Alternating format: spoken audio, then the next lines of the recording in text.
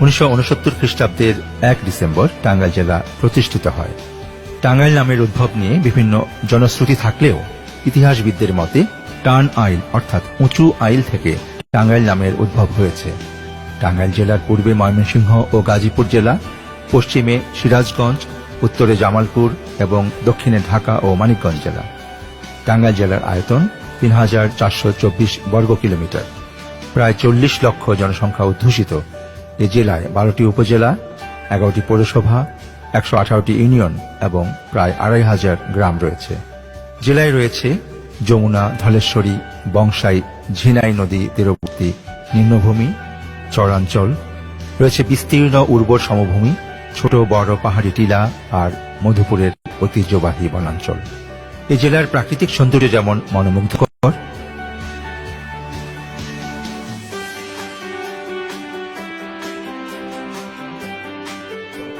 তেমনি সমৃদ্ধ এখানকার ইতিহাস ঐতিহ্য। ব্রিটিশ বিরোধী আন্দোলন, ভাষা আন্দোলন ও মহান মুক্তিযুদ্ধে এই জেলাবাসীর রয়েছে গৌরবময় ভূমিকা। জেলার বিশিষ্ট ব্যক্তিবর্গের মধ্যে রয়েছেন ঢাকা বিশ্ববিদ্যালয়ের অন্যতম প্রতিষ্ঠাতা, ধনবাড়ির বিখ্যাত জমিদার নওয়াব আলী চৌধুরী, বঙ্গের আলীগড় খ্যাত সাদত কলেজের প্রতিষ্ঠাতা করটিয়ার জমিদার ওয়াজিদ আলী খান পন্নী, বিশিষ্ট সমাজসেবক ও শিক্ষানুরাগী দেলদুয়ারের জমিদার স্যার আব্দুল হালিম গজনবী, মজলুম জননেতা মাওলানা আব্দুল হামিদ খান ভাসানী, সাবেক স্পিকার আব্দুল হামিদ চৌধুরী, বিশিষ্ট শিক্ষাবিদ প্রিন্সিপাল ইব্রাহিম খাঁ, দানবীর রণদা প্রসাদ সাহা, জাদু সম্রাট পিসি সরকার, 21শে পদকপ্রাপ্ত লোকসাহিত্য গবেষক ড আশরাফ সিদ্দিকী, মুক্তিযুদ্ধের অন্যতম সংগঠক সাবেক মন্ত্রী আব্দুল মান্নান, বঙ্গবীর আব্দুল কাদের সিদ্দিকী, নাট্য ব্যক্তিত্ব মামুনুর রশিদ, সাবেক রাষ্ট্রপতি বিচারপতি আবু সাইদ চৌধুরী সহ আরো অনেক গুণীজন। টাঙ্গাইল জেলায় রয়েছে উল্লেখযোগ্য শিক্ষা প্রতিষ্ঠান।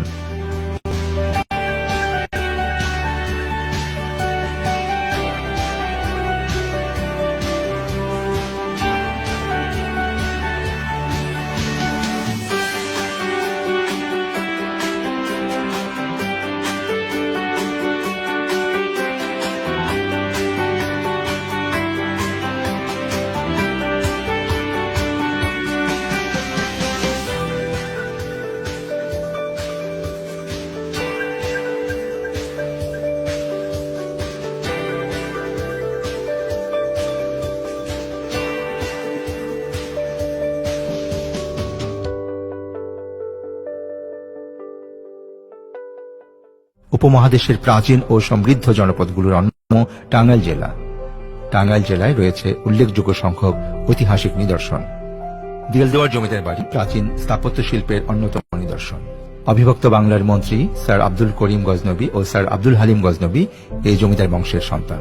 তাদের মা করিমুন্নেসা ছিলেন বেগম রোকেয়ার বড় বোন। দেলদুয়ার এস্টেটের ম্যানেজার থাকাকালীন সময়ে মীর মোশাররফ হোসেন তার কালোজয়ী উপন্যাস বিষাদ সিন্ধু রচনা করেছিলেন এই দেলদুয়ারে।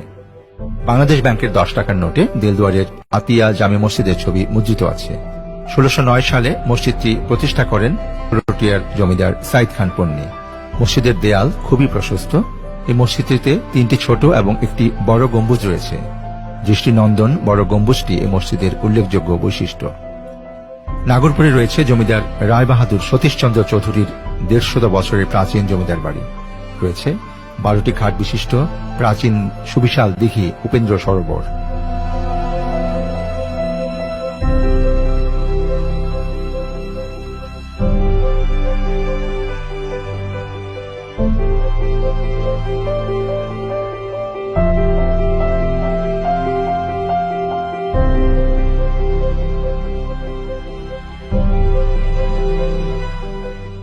নাগরপুরের পাকুটিয়ার জমিদার বাড়ি অপূর্ব কারুকার্যমণ্ডিত। অপরূপ কারুকার্য সহিত মির্জাপুর উপজেলার মহেরা জমিদার বাড়িটি নির্মাণ করেন জমিদার রাজা আনন্দমোহন চৌধুরী।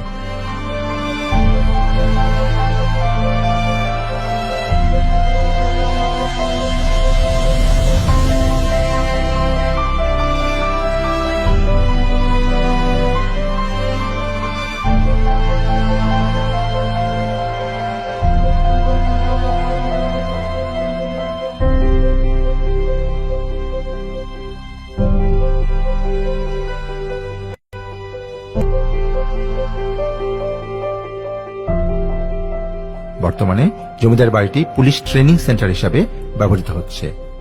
মির্জাপুরে রয়েছে উপমহাদেশের বিখ্যাত চিকিৎসালয় কুমুদিনী হাসপাতাল, রয়েছে নারী শিক্ষার অন্যতম প্রাচীন আবাসিক প্রতিষ্ঠান ভারতেশ্বরী হোমস। মির্জাপুরের পাকুল্লায় রয়েছে দৃষ্টিনন্দন জমিদার বাড়ি এবং জমিদার বাড়ি মসজিদ।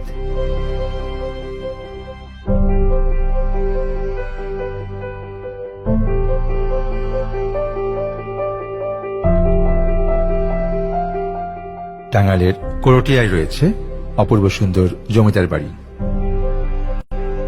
সন্তোষ রয়েছে মজলুম জননেতা মাওলানা আব্দুল হামিদ খান ভাসানীর মাজার।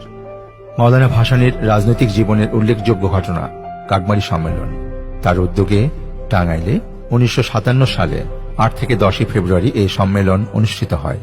এই সম্মেলনে পাক ভারত উপমহাদেশের বহু বিশিষ্ট রাজনৈতিক নেতা ও বুদ্ধিজীবীরা অংশগ্রহণ করেন। কালীহাতির নাগবাড়িতে রয়েছে মুক্তিযুদ্ধের অন্যতম সংগঠক সাবেক রাষ্ট্রপতি বিচারপতি আবু সাইদ চৌধুরীর বাড়ি। তাঁর পিতা আব্দুল হামিদ চৌধুরী ছিলেন বঙ্গীয় আইন পরিষদের সদস্য ও স্পিকার। ঘাটাইল উপজেলার পূর্ব দক্ষিণে রয়েছে হিন্দু সম্প্রদায়ের পুণ্যভূমি গুপ্ত বৃন্দাবন এবং সাগর দিঘি। বারুণী স্নান উপলক্ষে অসংখ্য হিন্দু তীর্থযাত্রীর আগমন হয় এখানে। ঘাটাইল উপজেলার ধলাপাড়ায় রয়েছে জমিদারদের প্রতিষ্ঠিত প্রাচীন মসজিদ। গোপালপুরে রয়েছে হেমনগরের জমিদার রাজা হেমচন্দ্র চৌধুরীর জমিদার বাড়ি।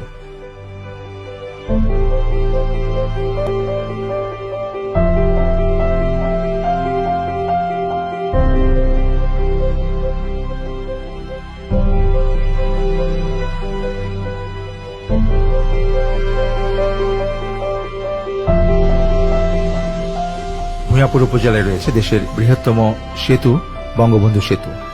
এই সেতু দেশের উত্তরাঞ্চলকে রাজধানী ঢাকার সাথে সংযুক্ত করেছে, যোগাযোগ ব্যবস্থায় এনেছে বৈপ্লবিক পরিবর্তন। মধুপুরের গজরি বন টাঙ্গাইলকে বিশেষ পরিচিতি এনে দিয়েছে। সুপ্রাচীন এই বনাঞ্চলে বিভিন্ন প্রজাতির বৃক্ষ ছাড়াও রয়েছে পাখি, বানর, সজারু, বনবিড়াল সহ নানা প্রজাতির বন্যপ্রাণীর বসবাস। মধুপুরে রয়েছে পার্ক, রাবার বাগান। মধুপুর গড় অঞ্চলে ক্ষুদ্র নৃতাত্ত্বিক জনগোষ্ঠী গারো মান্দাইদের বাস। গারোদের সংস্কৃতি অত্যন্ত বর্ণাঢ্য। টাঙ্গাইলের লোকসংস্কৃতি রয়েছে বিশাল ভাণ্ডার। যাত্রাপালা, জারি, ধোয়া, ঘাটুগীত, বেহুলা লাচারি, সংযাত্রা টাঙ্গাইলের লোকসংস্কৃতির উজ্জ্বল অংশ। টাঙ্গাইল জেলা সদর থেকে 60 কিলোমিটার দূরে মধুপুর বনাঞ্চলে 1962 সালে প্রতিষ্ঠিত হয় দোকলা রেস্ট হাউস। মধুপুর বনাঞ্চলে বন বিভাগের এই রেস্ট হাউসটি বঙ্গবন্ধু শেখ মুজিবুর রহমানের স্মৃতিধন্য। 1971 সালের 18 থেকে 21 জানুয়ারি পর্যন্ত বঙ্গবন্ধু বেগম ফজিলাতুন্নেসা মুজিব সহ এই রেস্ট হাউসে অবস্থান করেন। ধনবাড়ি নবাব প্যালেস টাঙ্গাইলের অন্যতম পর্যটন কেন্দ্র। ধনবাড়ির জমিদার নবাব বাহাদুর সৈয়দ নওয়াব আলী চৌধুরী ছিলেন অবিভক্ত বাংলা ও আসামের শিক্ষামন্ত্রী। তিনি ঢাকা বিশ্ববিদ্যালয়ের অন্যতম ছাত্র।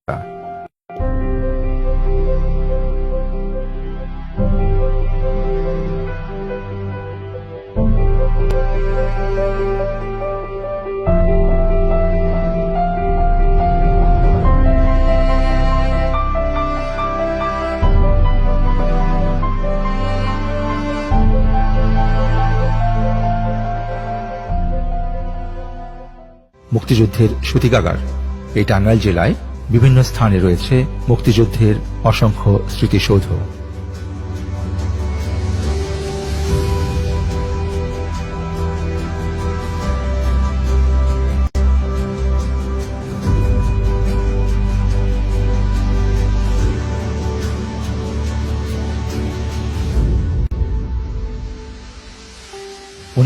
সালে মুক্তিযুদ্ধ চলাকালে টাঙ্গাইল জেলার ভূঁইয়াপুরের মাটিকাটা এলাকায় যমুনা নদীতে হানাদার পাকিস্তানি বাহিনীর যুদ্ধজাহাজ ডুবিয়ে দেয় টাঙ্গাইলের অকুতোভয় বীর মুক্তিযোদ্ধারা।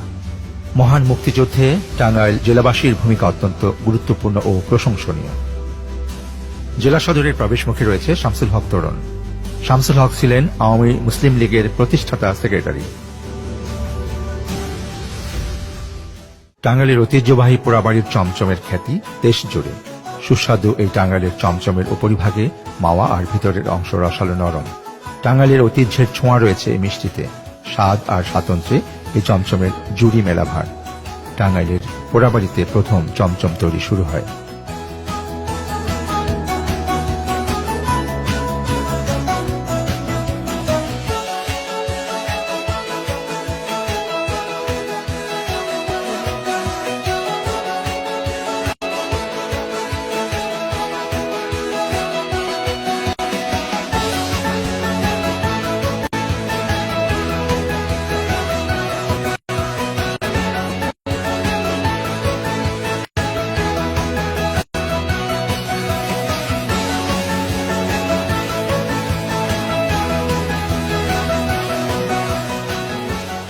টাঙ্গাইলের গর্ব, টাঙ্গাইলের ঐতিহ্য, টাঙ্গাইলের তাঁতের শাড়ি।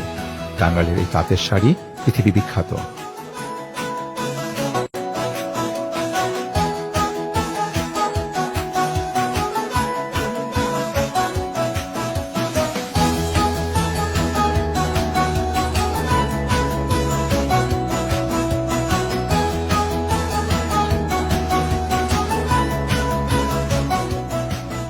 কৃষিতে সম্ভাবনাময় জেলা টাঙ্গাইল।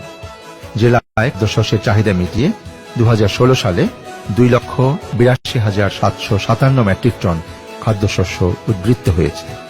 মধুপুরের বিষমুক্ত সবজি এবং দেলদুয়ারের লেবু বিদেশে রপ্তানি হচ্ছে।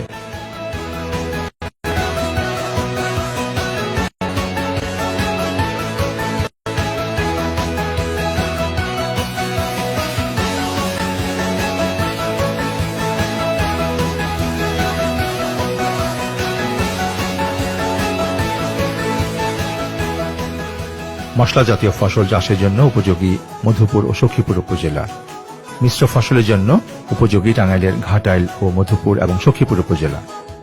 মধুপুরের আনারস প্রক্রিয়াজাতকরণ কারখানা স্থাপন করলে এলাকায় উৎপাদিত বিপুল পরিমাণ আনারস ব্যবহৃত হওয়ার সুযোগ রয়েছে।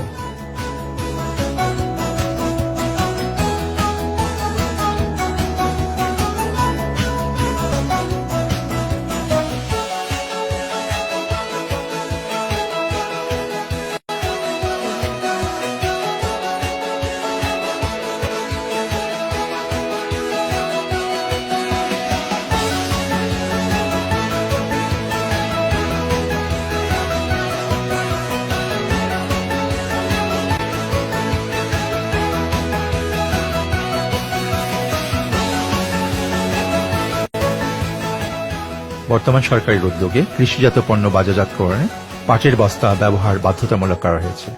পাটের সুতা থেকে কাপড় উৎপাদিত হচ্ছে। ব্যাগ, কার্পেট সহ নানাবিধ পণ্যে পাটের ব্যবহার বাড়ছে। কাঁচা পাটের রপ্তানি বৃদ্ধি পেয়েছে। টাঙ্গাইলে 2016 সালে 20,228 হেক্টর জমিতে পাট চাষ হয়েছে। পাট চাষের বিপুল সম্ভাবনা রয়েছে এই জেলায়।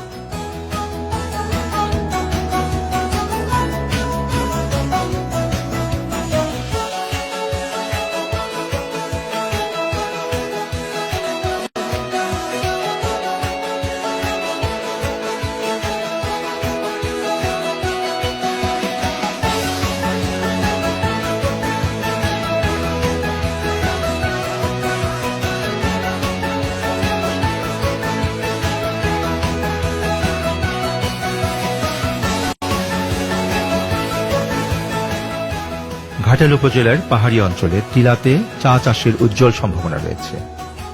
কৃষিতে অনেক দূরে এগিয়েছে টাঙ্গাইল, কিন্তু সেই হারে শিল্পায়ন বাড়েনি।